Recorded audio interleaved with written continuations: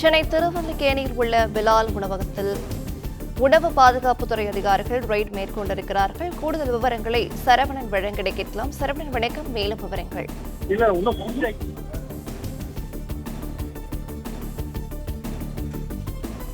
நெடுஞ்சாலையில பிலால் பிரியாணி கடை என்ற உணவகம் செயல்பட்டு வருகிறது. இந்த உணவகத்தில் கடந்த 30ஆம் தேதி பீஃப் பிரியாணி மற்றும் பீஃப் சவர்மா சாப்பிட்ட 18 பேர் மருத்துவமனையில் அனுமதிக்கப்பட்டுள்ளதாக காவல் நிலையத்தில் புகார் அளிக்கப்பட்டுள்ளது.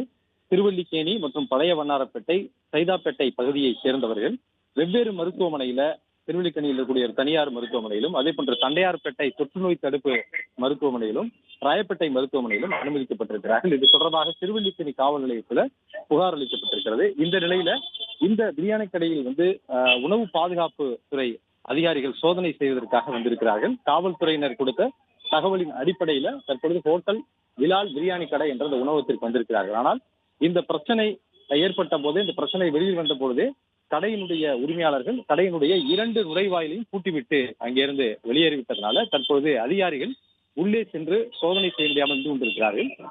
இந்த சில மணி நேரத்திற்கு முன்பு கூட இந்த கடையில சில ஊழியர்கள் இவற்றை சுத்தம் செய்யக்கூடிய பணியில் ஈடுபட்டிருந்தார்கள். உணவு பாதுகாப்புத்துறை அதிகாரிகள் வருவதாக தகவல் கிடைத்தவுடன் அங்கிருந்து இவர்கள் 2 நுழைவாயிலுமே பூட்டிவிட்டு வெளியேறிவிட்டார்கள். எனவே கடையினுடைய உரிமையாளர்களுக்கு உணவு பாதுகாப்புத்துறை அதிகாரிகள் தற்பொழுதுதான் தகவலை தெரிவித்திருக்கிறார்கள்.